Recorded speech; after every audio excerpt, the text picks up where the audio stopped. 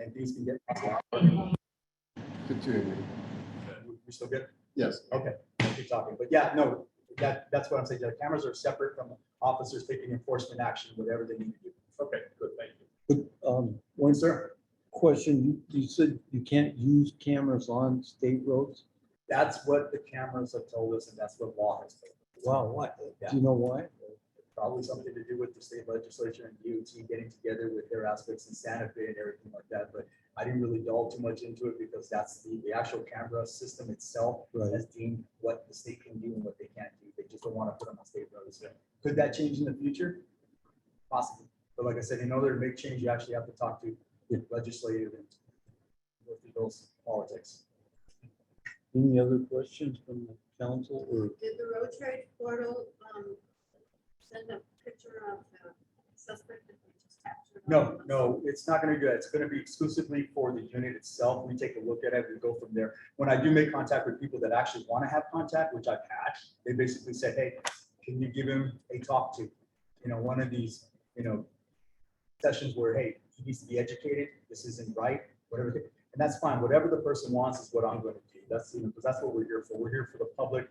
And obviously, if I have to take law enforcement action, I tell them, we can take law enforcement action on this and see where they want to go. But it's up to the victim, because if the victim doesn't want to go forward with anything, I can't go further. But yeah, just to your question, yeah, exactly. We were able to do that. Yes, sir. Are we looking to add more cameras anytime soon? Is city council in favor? My understanding is that they are going to add more cameras soon. I just don't know where. We have 6 now, right? Or Something to that effect. I know one was taken down because they're going to try to do it to another area where it's more secure. Because that camera was actually cut a couple times. And then when they repaired it, instead of cutting it, they decided to take the whole unit. So yeah, it needs to be placed in a better area and everything. So like I said, it's in its infancy, and anything that's actually in its infancy, we're going to tweak, we're going to make some adjustments to make it go. But that's more or less on the speeding side, and there's another person that involves with that speed side, and another officer that will dish out the citations at that point in time. So yes, ma'am. Do you police officers find the cameras effective as a deterrent? So I know that they're there, because if I get one, then yeah, it's one of those things. My wife's going to kill me. But like my wife has the speed, right? She's not here, so I can say that. So, but with that being And said, you won't tell. and you won't tell. That's the best part. So I love Yeah, you we're guys. not Thank being you. recorded, so you're okay. Hey, it's okay. Everybody out there in Zoom land, please back me up. But here's the deal: when it comes to the cameras, they're there. It is in the back of people's heads.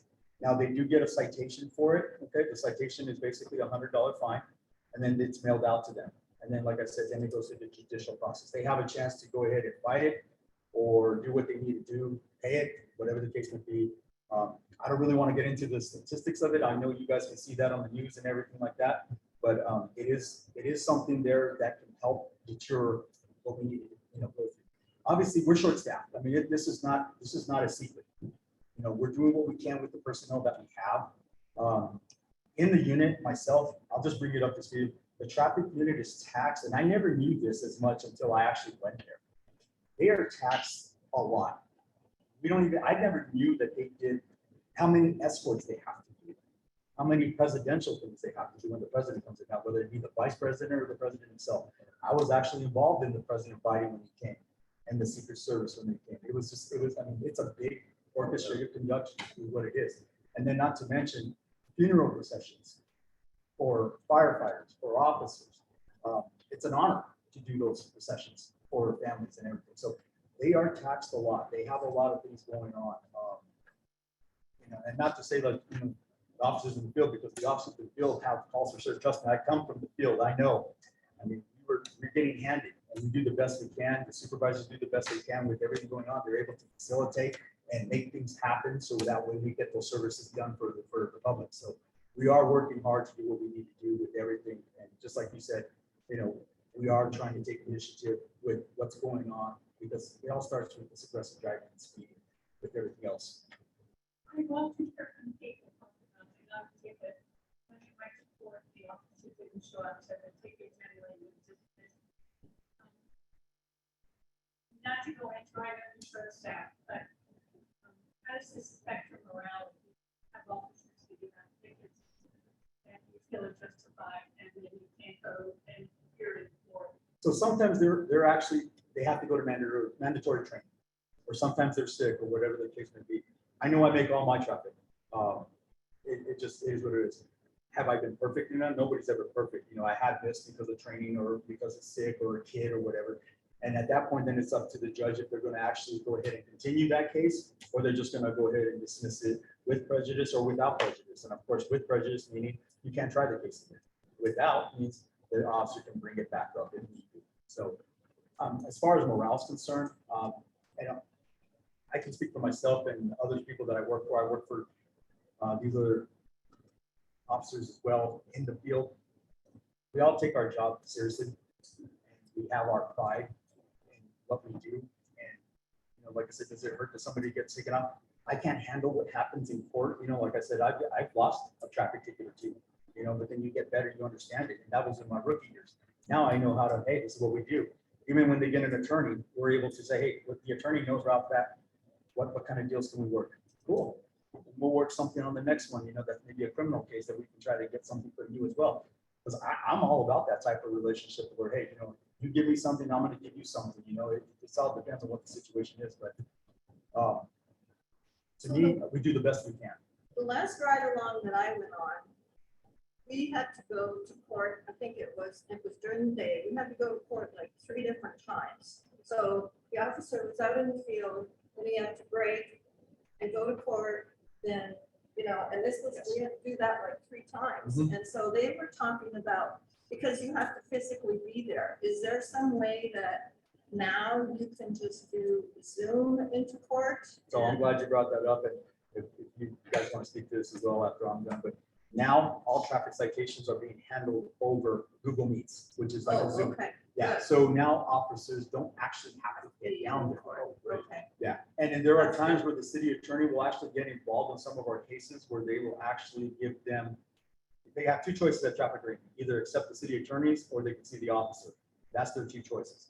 And more times than not, sometimes the city attorney will get them to go with that, which is a fine or some driving school or whatever, but he does work with them as well. I will tell you this, I work with people, you know, like I said, when you have a great driving record, or if I pull somebody over for not having insurance, I will give them that citation, but I gotta get them to have insurance. You know, so the incentive is you get insurance, I will dismiss the ticket. So there's incentive for you, because guess what? Once you get insurance and if you get in an accident, if you were need, now they're covered. You know, so I gotta have some type of compliance, and that's what I want. All I want is compliance. That's all we're ever working for. Not, you know, sometimes we need a punish. I also I catch people doing 20 miles an hour speed limit or whatever, and they've done it 10 times. At that point, I don't think there's any education that can be done. Now we just have to go ahead and go to court and just, how many times you want to pay this fine? How many times you want to do this? You know, community service. So it really, that's what it comes down to. But the Zoom question, that's exactly Yeah, what we're that's doing changed. now. Okay. Yeah, it's changed. Actually, still a big question. Tell me how would you judge in a year whether the camera program has been successful? What outlooks, what outcomes are you looking at to say in a year that go to the city council and say we've done ABC? I can only speak from my side of it. I don't know if they're going to be talking about like the fine side of it. Hey, we're getting, you know, tens and thousands of dollars. That's not really the fact about it is for us is just the deterrence of speed. Is that when people start slowing down, less accidents happen. I don't even like to call them accidents. I like to call them collisions, because to me, an accident is like an act of God, like a tree falling on you. A collision, someone was at fault for that collision. You know, someone ran a red light, someone ran a stop sign, whatever the case may be, someone rear-ended somebody else, someone's at fault. So that's what makes it what it is. But when it comes to the cameras and everything like that, the data that they'll be able to collect, they'll be able to say, hey, we've had less fatalities when it comes to traffic, which we've had this year. The commander went over all that with us. The actual DC Smathers went over that with us. So fatals are down, which is good, because people are paying attention to the speed limits, to the road, because speed kills. It's just a fact of life. But I'm not interested in fines either. I mean, I think that's city council maybe, that's not, but I think what you told me is you're looking at fatalities, you're looking at number of collisions on the block streets, and then and the number of citations, I assume that you cite the cameras picked up over time. Right. Would be, I mean, that sounds like pretty reasonable will go. Well, the traffic union has given out 25,000 citations Okay, so far. This And year. that includes not just this year, but a little bit of last year, because they go by quarter. okay. So that's a lot of citations. It's a lot of people. So it's in the back of people's heads. As long as we can get that in the back of people's heads to understand, because there are times where I'm doing my traffic grant, people know that I'm on Earth. People know I'm on Tourism and Sale area. People know. And if I'm not there, you're thinking about it. Yeah. Because everybody likes to joke that, hey, I worked so much traffic grant in my past 10, 12 years of just being in the field that people are saying, I think you stopped almost everybody in Albuquerque already. Officer." And I laughed and I said, maybe I have. So it is a fact. And I will tell you this, I've stopped people 3 times. Same people 3 times. So it's just, like I said, it's a learning experience. It's all it is basically educating. It's not just about giving the tickets, it's about educating those people. I stop people who are like 16 years old. Now is the time for them to learn, so that way they can break this bad habit, or whatever the case may be. Because that's where we're all at. But no, I agree. Okay, well, thank you very much, Detective Maes. We have a poll question, well, 3 poll questions that relate to your presentation. Did you get one, ma'am? Yes. Okay, I'll read them for the people in Zoom land along with them. First one is, have you noticed the change in aggressive driving over the last month? And you have 2 options, more or less. Question 2, do you think there are more or less traffic violations being enforced? Again, choices more or less. And question 3, do you feel that the city of Albuquerque's use of cameras to reduce aggressive driving is working? Agree, neutral, or disagree? So everyone in Zoom land will take a moment to respond to this, and our visitors here this evening, if you could fill yours out and leave them on the table, we'll add them to our, aggregate them to our.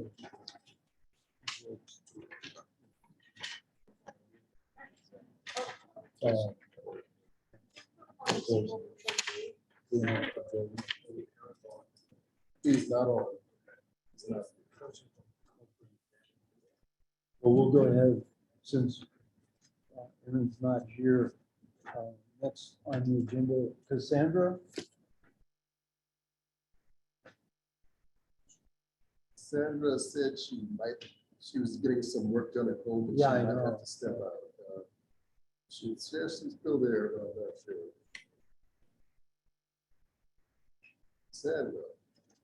Okay, she probably tied up. We're moving along on the agenda. We'll go ahead and turn it over to Commander Otzenberger. Your portion of the meeting, and thank you very much for attending this evening. And everyone, Sergeant Sims, crime professional. Thank you very much. So, Commander. So obviously this is my first meeting with you guys as the acting commander of the Northeast. So, or in-person meeting, we had the last one on Zoom. So it's nice to see you guys in person. My understanding from some kind of just passed down what's been provided to you guys in the past, and certainly we can negotiate this as we go along. But what I've got to review is some violent, not just violent crime stats, but some property crime stats. I think those are some major issues in the Northeast, or definitely things to speak about. So, and I'll give you guys some totals if you want more specifics. I can break it down a little bit. But for the 7-day history for the violent crimes, so your violent crimes are going to include your ag assaults and ag bats or ag batteries, your robberies and your sex crimes. So this is all lumped into one. For the past 7 days between last year and this year, we have a three number difference. So in 2021, we had 23 of those total violent crimes, and this year we have 20. So we've gone down by 13% for the last 7 days. So over the last 28-day period in the violent crime group, we had 90 in 2021, and we have 73 in 2022. So we have a drop by 19%. So year to date, again, for that violent crime group, we had 675 in the year 2021, and we have 701 this year. So overall, for the year, we're down by 4%. So we'll go over the property crimes. So the property crimes, those are going to be grouped with auto burglaries, auto thefts, burglaries, and shopliftings. So for the last 7 days time frame between this year and last year, we had 139 of the property crimes in 2021, and we have 128 as of today, or as of 2022. So we're down by 8%. In the last 28-day period, for 2021, we had 610. And for 2022, we have 448. So this one, we made a significant dip by 27%. That's cool. For that same group, we have the year, the 2021 numbers of 3,483. And for 2022, we have 3,177. So again, overall, it's going to be a decrease by 9%. That's great. Yep. Obviously, or maybe not obviously, but our crime areas, and you can probably see this stuff with some of the heat maps that we have, but generally those areas are going to be the same from year to year. The years that I've worked here and now returning to the Northeast, those heat maps are generally the same areas, the same problem areas that we have. So that really hasn't changed a whole lot. I think if maybe there's one big change, I would probably say that maybe some of the stuff, some of the businesses, you know, along Paseo have gotten a lot of attention from criminals over the last few years. I know, I think Ulta was over there getting a lot of burglaries.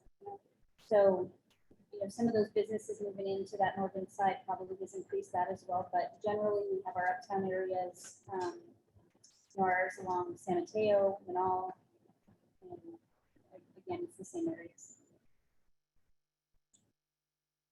Have you speculated what the decrease could have been from 610 to 448 in the property crimes? You know, I know our detectives have worked really hard to, we have a lot of repeat offenders. I was here, I think it was last year when we had that group of about 2 to 3 people that had, I think they determined they committed like 70 home invasions, that kind of thing. We're doing burglaries. I know they had ended up getting them in custody. I know recently our detectives have focused their attention on some offenders who are cutting out the windows of businesses and entering that way. So they either have been arrested, and one of the main players in that case was in jail for some time. My understanding is maybe he's out again, and so we're trying to look at to see whether or not he has any involvement in the recent things. But I know they've made some big arrests. You know, I think just generally our department is getting back to a point where we're encouraging more enforcement. You know, there kind of was that, not a lull necessarily, but there was a decrease, you know, in the officers' proactivity or I don't know, enforcement. And we're definitely trying to encourage more enforcement now. Are you getting a lot of reports from people that have had their catalytic converters cut off their vehicle? Is that on the rise, or have you seen it level out, or? And I'll have Sergeant Simon speak to this also, but in my opinion, I feel like there's starting to be a little bit of a lull. Again, when I was up here last in the Northeast, we had JJ's Automotive over off of San Antonio, and that seemed to hit us constantly. I know recently, I think it was APS has asked us to watch over a location where they're going to concentrate some buses that we're going to, you know, put our attention to, so try to help them out as well. But I kind of feel like there's been a lull, maybe. Yeah, I think it's hard to pinpoint whether these things are always rising or falling. I think we have different groups. I know with me and my officers, we've stopped people at times in the University of Manal area, the industrial area, and they will have a couple of sawzalls in the back, their back seat. We have an idea as to what they're doing, but we can't necessarily prove. We haven't seen that for at least probably 6 months or so. So I think it has decreased somewhat, but it just depends on these people sharing information, because I think they teach one another how to do things, just like the group that's going around removing windows. They've shared that information on how to remove windows. So I don't think we can say that it's gone away altogether, but it definitely isn't as poignant as it has been in the past. Just because certainly what people have, I've heard several times, is that's the term for committing crimes is, as opposed to punishment. I would be thought helps prevent people from doing it again. Say you're doing more better with the investigation, and let's follow up the investigation side, or I think that's not necessarily more investigation or more of that. I think what's happened is the detectives have arrested some of the key players in it. Some of those, offenders who are responsible for the majority of the crime. They say it's about 10% of the population of the criminals commit 90% of the crime. So I think that's what I would attribute it to.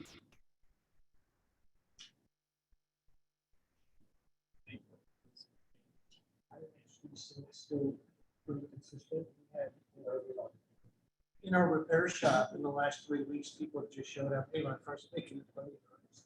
We got there and it's missing the cat. And we're like, "Oh, wow." So we've seen it probably an uptick in the last 90 days. And they're fast when they get them. They are, and there's some other, unfortunate things about the situation. So when they do it, a lot of times it's at night. They're underneath the vehicle. Those are things that are not, obvious to us or even the public as we drive by. So they're able to go undetected for a big part of that. Who are they selling it to? Chop shops. So yeah, metal recyclers, I know, I've heard this discussion a lot before. Why don't you just tell the metal recyclers to not accept any catalytic converters, any suspicious metal? And they've been trying to work with metal recyclers to curb that. But inevitably, if they're not selling it here in Albuquerque, I know sometimes they take it down south. They try and just diversify depending upon.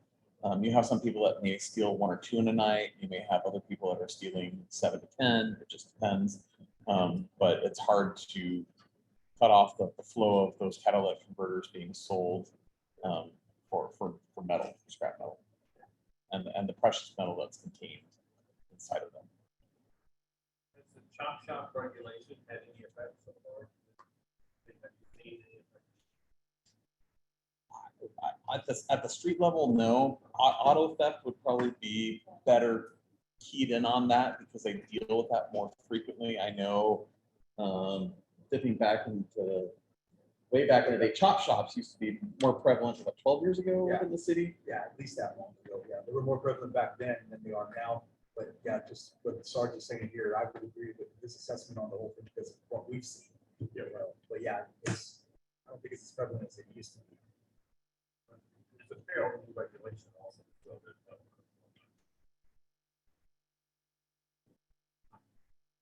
Ben, would you, and I just last month meeting was out now, and if you were here, you may have done that.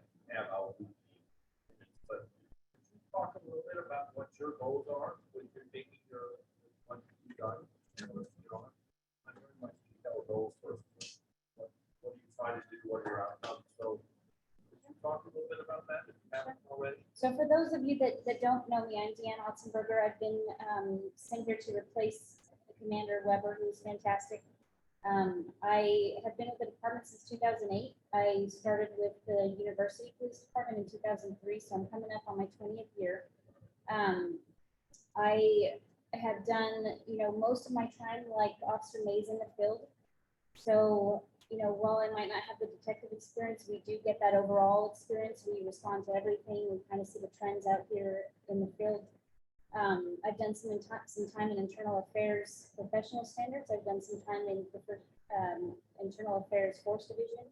I was in recruiting. I've been to a few of these meetings as one of the recruiting sergeants, and and then being promoted and placed back in Northeast. So I've done several years in the Northeast. Most recently, I was on graveyard in the Northeast about 6 months ago or so. And I had been here for a few years as a lieutenant, as a graveyard lieutenant. So we did see a lot of those catalytic converters, and I know we're seeing them again with Pete's Automotive on Wyoming. So we're definitely looking to see what we can do, and by all means, we can reach out to you as well to see what we can do to try to curb that. But ultimately, I'm a resident here in the Northeast. I've lived here I've lived in Albuquerque my whole life, and I raised my kids here. And quite frankly, I'm also frustrated and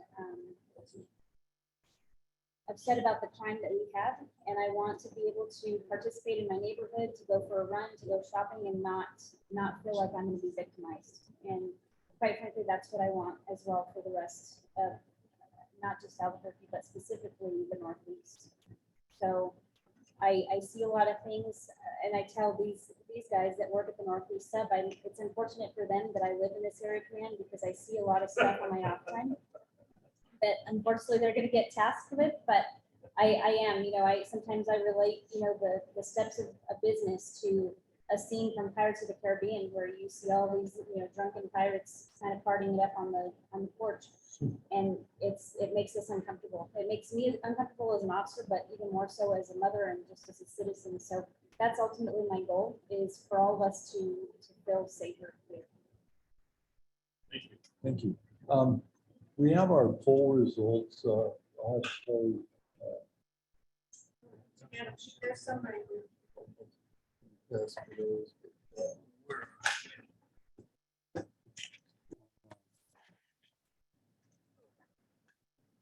Okay, I did not exactly do the most perfect job of transcribing the questions here, as somebody brought up, but the first question we had is, have you noticed a change in aggressive driving over the last months? And 16 people participated online in this poll. We have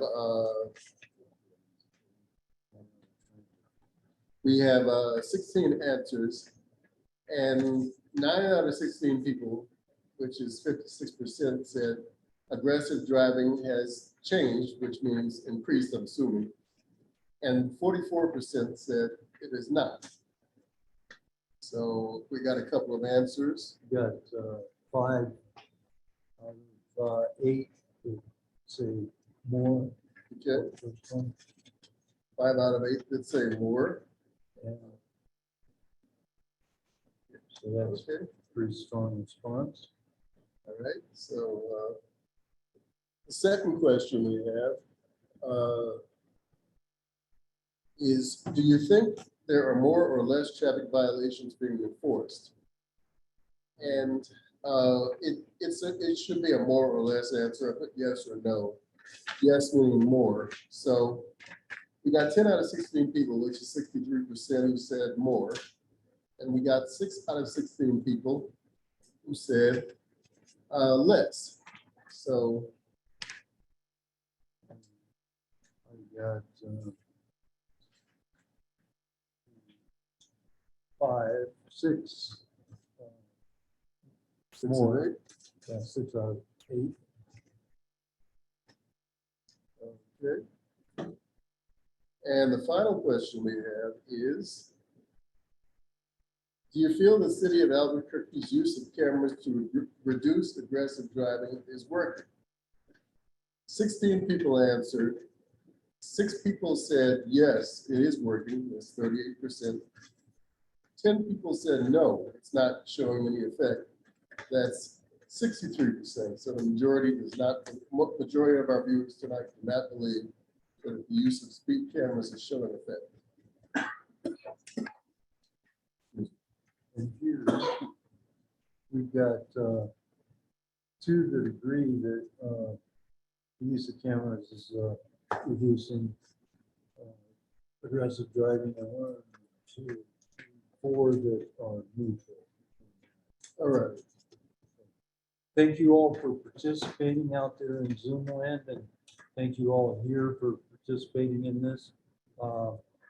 We saved these, and we're going to be compiling results of all our different surveys in our annual report. So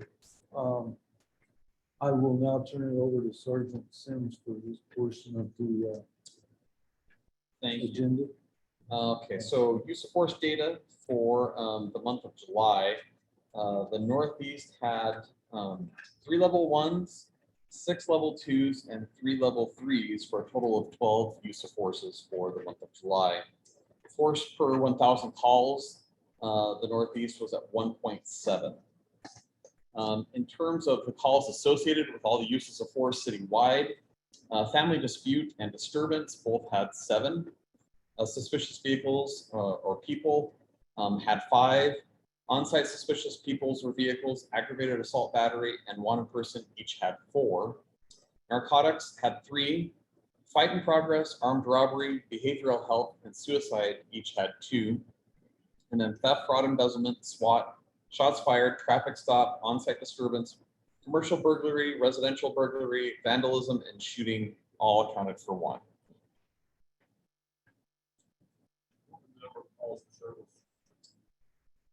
Calls for service, according to this, was for the Northeast was 7,034 calls for the month of July.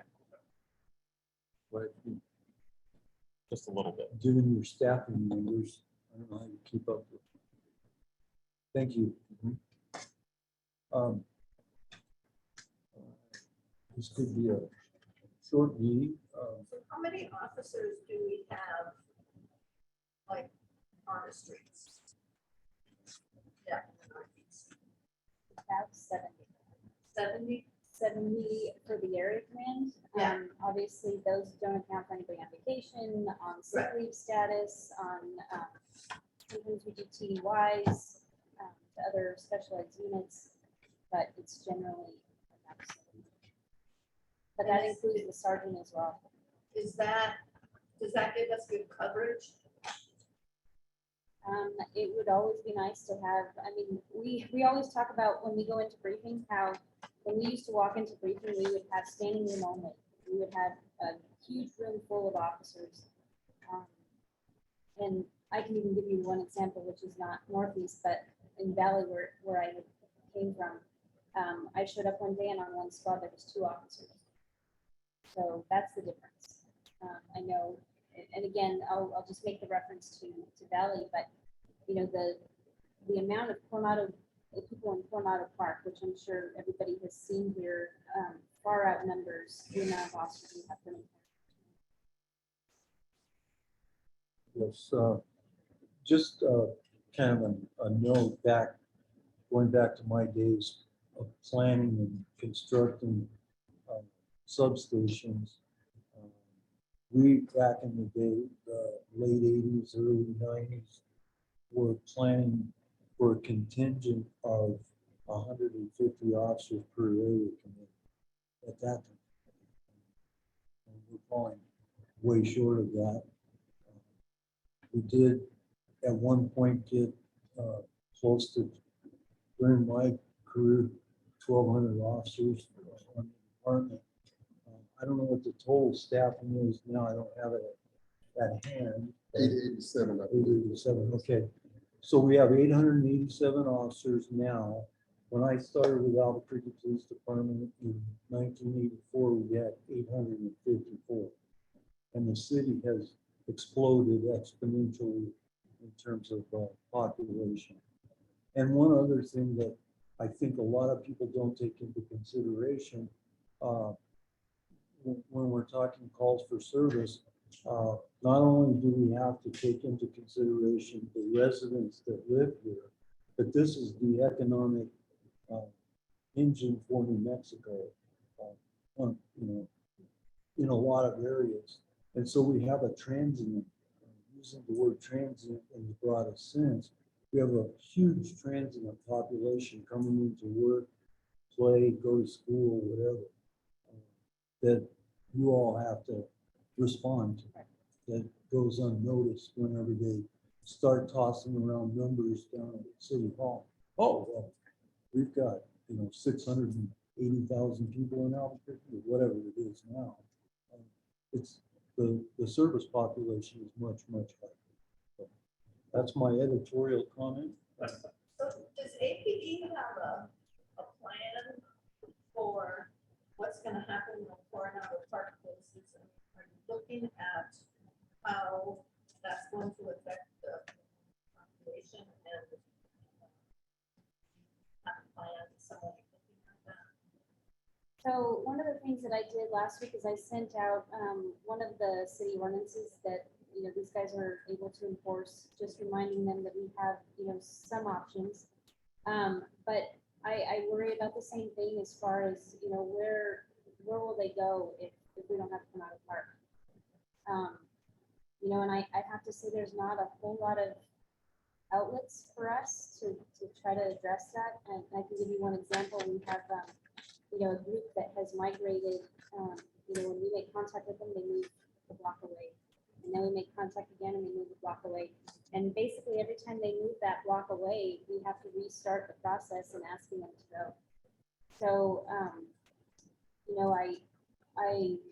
I believe that the city is starting to, they definitely are considering the fact that, that we have to have places for people to go, first of all. Whether or not that works in the long run, I don't know, I guess that's to be seen, but first things first, if we're not gonna have them there, they do need a place, someplace to go before we can just start, I hope Aaron Diego would be here from the city, who could then talk about the city's plans for going forward with the closure, because that's it. My concern is the council will lose space or enforcement is that then therefore there'll be this random campus throughout the city as opposed to having some structure. We'll see what happens. right? And I coincidentally, I did ask, to talk to one of the city councilors today about the same exact thing. That was my question. But, their take also was that first things first, we have to make it a priority to have the resources and the facilities to give them an option. That's got to happen first. So I know that that's a priority right now, and then hopefully they'll start looking at avenues on enforcement. If in fact, people don't want to go to those facilities. Are you seeing an uptick in new encampments in the Northeast? I don't know about an uptick, but again, like Commander was saying, there's just a lot of movement. In terms of we address it at one park, they move a couple of blocks or into an alleyway on a private property. And so I would be hard pressed to really say that we're seeing a spike. Okay. But definitely it's the same groups moving around within specific areas. Once again, Commander, how many officers in the Northeast? Did you say 70? 70, okay. Are there any comments, concerns from our visitors tonight, both in Zoom land and here? Yes, sir. I have a number of them. I'm the vice president of the neighborhood association. I've been here for 20 years, and so I get to help design the park here. And we have 166 houses over here. And I go to the park 3 or 4 times a day and check on things. I have so many. I can run through them real quickly, and we don't need answers right now. Maybe there's some suggestions. I wanted to listen primarily. Catalytic converters. I read on the internet that they can be welded in place, and that helps somewhat. But then somebody might not know that they're welded in a couple of places and try to take it anyway. Is there a way that they can be stamped with the vehicle ID number as an ID for them? And so that if somebody wants to take them into a chop shop and sell them for recycling, yet they have to prove that they own the car that came from, number one. and if they can be welded temporarily in a traditional machine shop or mechanic shop, welded in place, so it's harder to steal them, and if they can be identified and maybe the city ordinance, if you buy or sell these things, you have to have proof that they came legitimate. So that's one thing. Chiefs overtime. Do they have chiefs overtime here? Because I know that some of the large box stores over here lose thousands and thousands of dollars every day through shopping primarily. In Memphis, where I used to work in the criminal court system, 75% of all the felonies were created right there in Shelby County for the entire state. So a lot of crime. If chiefs overtime there, the individual stores have to pay for it, and then the end. I can give you a statistic along. Okay, I don't about want that. the answers right now. Are you Because I don't want to take too much time. No, that's fine. We're playing, that's Okay. why we're here. Yeah. That's the whole purpose of- Speed of- indicators. Whenever I see something flashes, you're going 40 and a 35-mile-an-hour, not that I've ever done that. I slow down. On Corona over here, this is the second largest park in the city. It's by 1 acre. We have tens of thousands of people who use it every week, literally. I'll go over here early in the morning, late at night, middle of the day. And on the weekends, it's really crowded. We have people going in the 25-mile-an-hour zone on Corona here, going 50, 60 miles an hour every time. I mean, it's like they can't put speed bumps here because the fire department's over here, and they can't have speed bumps because the fire department leaves their house. Is there a possibility to have one of those signs saying your speed is this up there, and maybe a couple of tickets being handed out? Because I see that every time, and it's not like, oh, we're going 40 and a 25, and there's kids going and people, cars, with a bunch of kids and family going to a picnic and to go over and use the playground, which is over here now, but point in the right direction. They're going to have a huge, in 2.5 years, we'll have an Olympic swimming pool, 60-meter pool, indoor therapy pool, lifeguard. It's going to be even more crowded over here, and more speeding. It's going to be some sort of death like they had a few years ago, or when a 9th grader was killed over here in middle school. So I'm really bad over there. And I thought maybe some more of those speed indicators saying if there's more money for them, it usually slows people down or reminds you they're going way too fast. To me, I think a lot of that would help. Diversion program. In Memphis, we had a pretrial release program where people in charge, they went through a program. They were investigated by pretrial release investigators, of which I was one, and we would recommend August release. And if they didn't meet the qualifications of that, we recommend some other bond, and including high bonds. Like I recommended a $250,000 bond on somebody who had a $64 citation for fraud. Then I handled every type of case, from murder, torture, you name it. And the other investigators referred to me as the Iceman, because everybody I recommended for all kinds of things showed up in court. Primarily, I explained what happened, didn't show up in court. And I said, the police will be looking for you, get pulled over a traffic citation in Missouri or wherever, you get arrested. And I tell them, that's the least you want. And they always say, what's the biggest score you have? I'd have. I said, I'd be looking for it, and you don't. And I gave them a look. Some of my coworkers said it was incredibly intimidating. And they all showed up. Anyway, so do they have? And they have a diversion program so that if somebody's picked up for not necessarily selling drugs or possession, they could be entered into a program. They'd be monitored. They have hoops to jump through. Stay in school, get your GED. Don't get arrested for anything. And after a year or so, if they stay clean, their case would be dismissed with prejudice.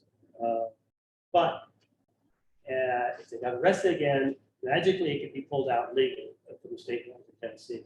And so that served to keep an eye on criminals, people charged with crime, and they have to plead guilty. And but at least they knew, as you were indicating, that the police and the legal system were working with them and give them a break if they jump through hoops and stay out of trouble. That's a thing right there. Homeless folks, that is, I keep thinking about that, and when we see people over here. I'm gonna be over in Texas, in a couple of months visiting my brother, helping out his house, but, getting ready to sell. But I noticed that they have so many communities over there outside of Dallas and all that are fairly successful. They've got some government grants, and they have people that are, want to get away from being homeless.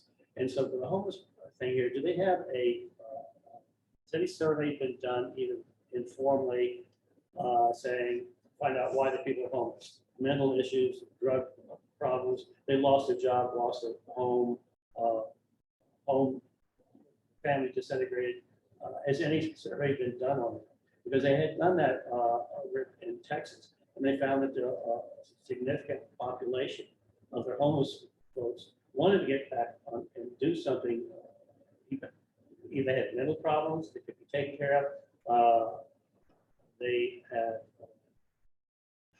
drug problems. They wanted to get straight. They wanted to get their lives back in order for whatever reason. They came from different types of problem areas, and they had work for them there. They had a blacksmith there, so teach other residents of these many communities blacksmith things, how to repair, how to be a cashier at different stores and things like that.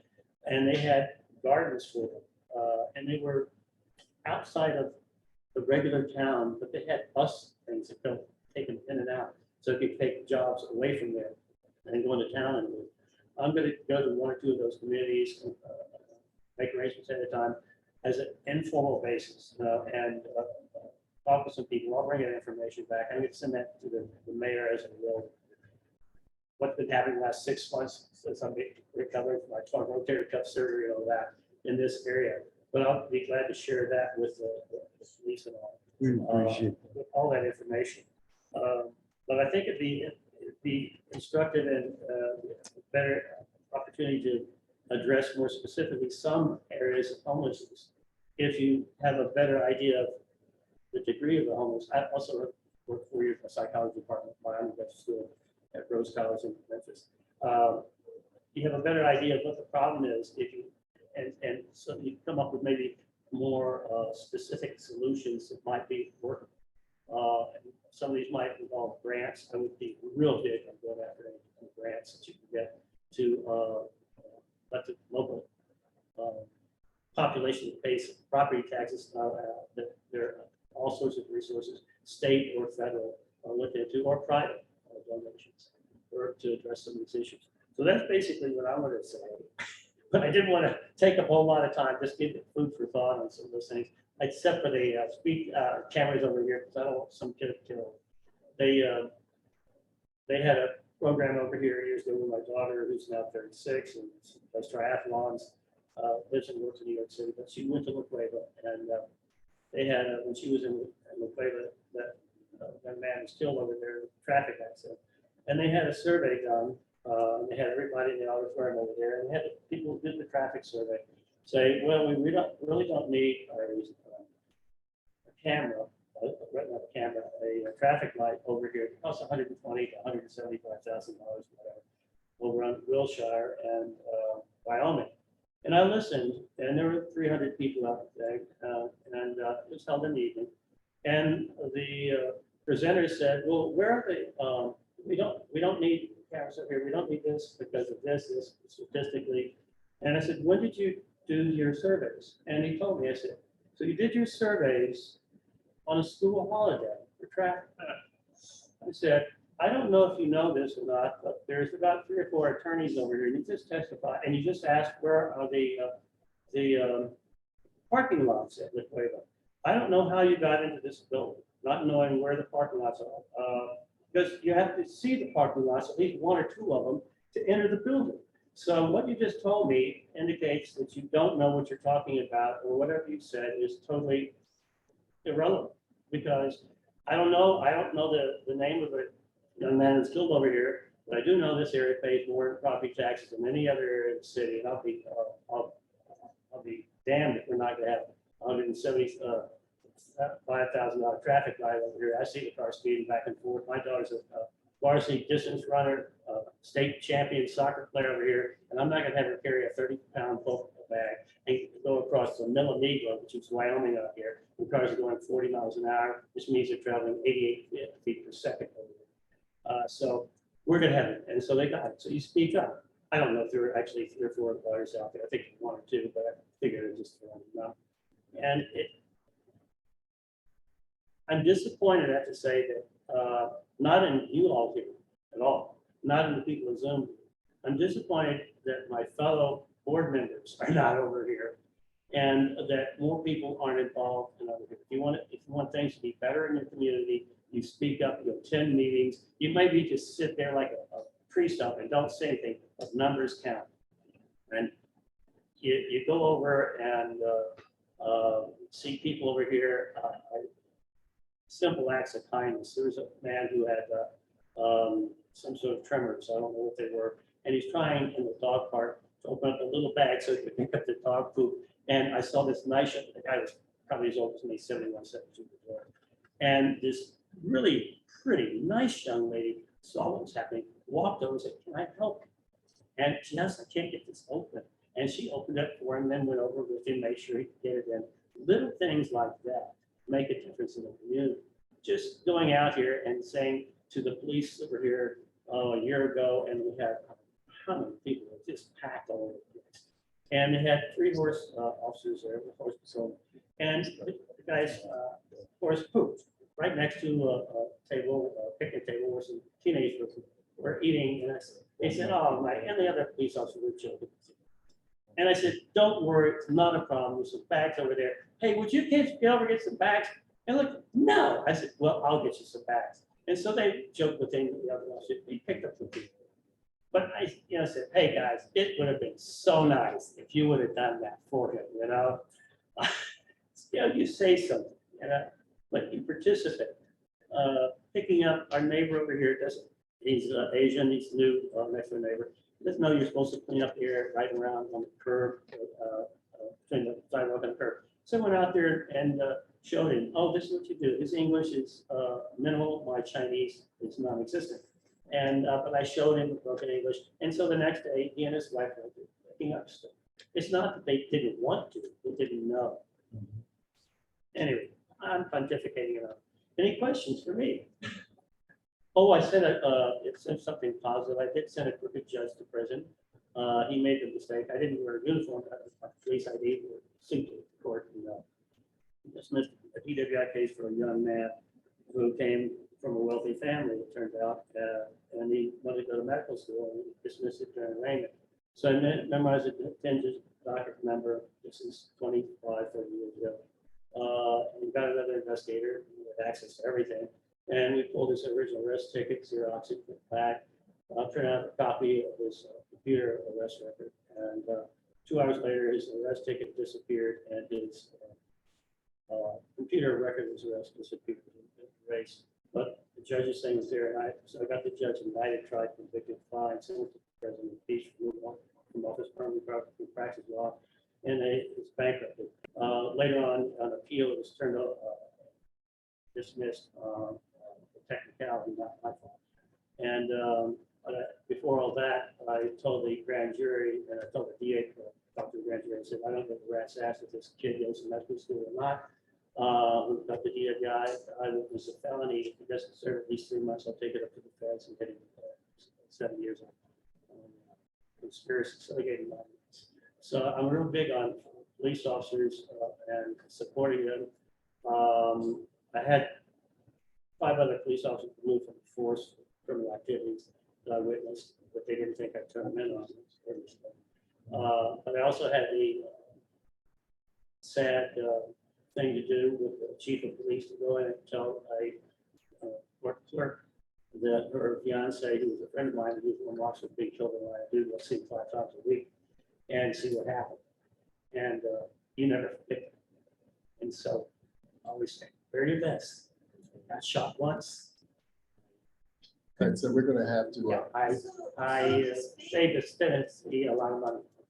The speeding signs, is that something DPD would do, or is that city council? It's, So he would talk to our city councilor about getting those speeding signs up, right? And I imagine they would. Well, contact traffic the engineering. electronic thing saying your speed is, yeah. Right, Right. but that would be a city Yeah. council. That's the city council. Right. I'll talk with Brooks this time. Yeah, Yeah. talk with Brooke. yeah, Okay. that's what I would suggest. I love those signs though, because every time I see them, if I'm going along, I say, oh, people are slowing down in front of me. And then I see the sign. So you would also want to reach out to Department of Municipal Development Yeah. or DMD. Okay. They're the ones who actually put that in, but also reach out to your city councilor as well too.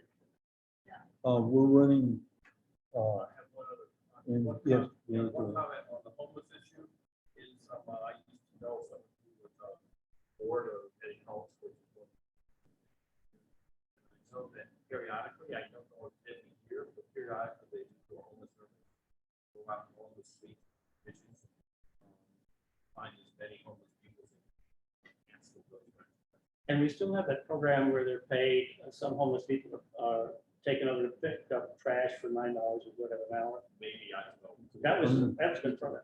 A lot of people, I we like. actually, we're free to continue the conversation outside the Yeah. parking lot. Yeah. Center employees are gonna have to go home. Okay, one last thing. I would like to know if, get in trouble with the directors at different community centers, but they have showers. And you're limited to 10 minutes, man and women's showers. And it's $20 a year to join one of these things. So if somebody's homeless and they can come up with $20 by working $9 an hour over there, they could join, go into any community center and they have $20 a year. They're there. They have $1.50 for a lunch 5 days a week here or breakfast. It's not a bad deal. You know? Thank you for your comments and appreciate. I'm sorry to take up so much time. It's okay. I'm looking for a motion to adjourn. Motion to adjourn. Jerry, seconded by James. All those in favor signify by saying aye. Aye. I want to say, for the first public meeting I've ever participated in, which is, I've been on the council for almost 3 years. It's good to be out back in the community. Please invite more of your friends. I'll try to get them to come over here. I'll shame them. And- For those of you who are watching, please come in September. Yes, and I would be remiss if I did not compliment APD working with Walgreens for their the two functions that you had. It was great to see some community interaction going on. So props to you. Thank you for coming this